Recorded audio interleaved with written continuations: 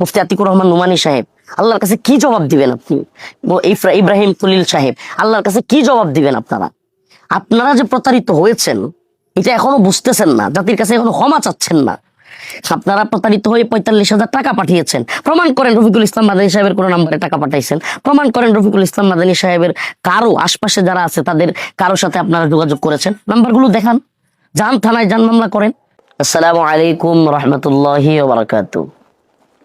প্রিয় দর্শক শ্রোতা, প্রিয় দেশবাসী, যে যেখান থেকে আমাদের এই লাইভ দেখছেন তাদেরকে জানাই আন্তরিক মোবারকবাদ।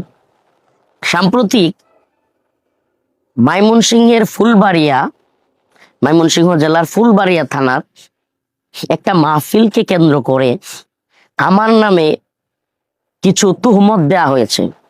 অনলাইনে মুফতি আতিকুর রহমান নোমানী সাহেব নামের একজন ওয়াইজ, মোটামুটি ময়মনসিংহের পরিচিত একজন আলোচক, ত্রিশালে বাড়ি, উনি নাকি আমার সাথে যোগাযোগ করেছেন, আমাকে প্রোগ্রামের দাওয়াত দিয়েছেন ফোনের মাধ্যমে উনি আমাকে দাওয়াত দিয়েছেন। উনি আমাকে 45,000 টাকাও দিয়েছেন।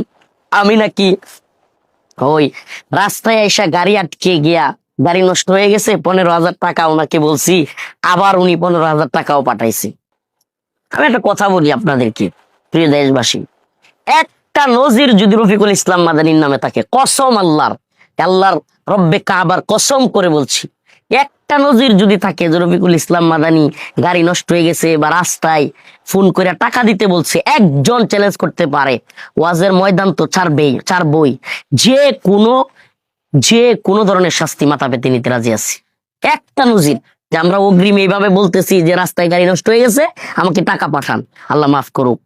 এত জঘন্য চরিত্রের বক্তা যদি হইতাম, এত দুশ্চরিত্রের মানুষ যদি হইতাম, আল্লাহ মাফ করুক, তাইলে মানুষ আমাদেরকে এইভাবে ভালোবাসতো না, এই উম্মা আমাদেরকে এইভাবে সাদরে গ্রহণ করতো না, এই উম্মার মানুষজন হাজারো মারা আমি রফিকুল ইসলাম মাদানীর জন্য নফল রোজা রাখতো না।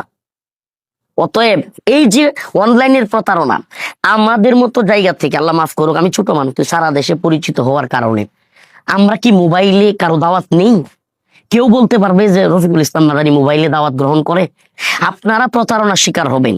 আমি মুফতি আতিকুর রহমান নোমানী সাহেব এবং ওই অঞ্চলের চরমনায়ের যে এমপি প্রার্থী, যিনি আমাকে বয়কট, আমার নামে মামলা করবেন, হুমকি দিয়েছেন, নামটাও জানি না, ফুলবাড়িয়ার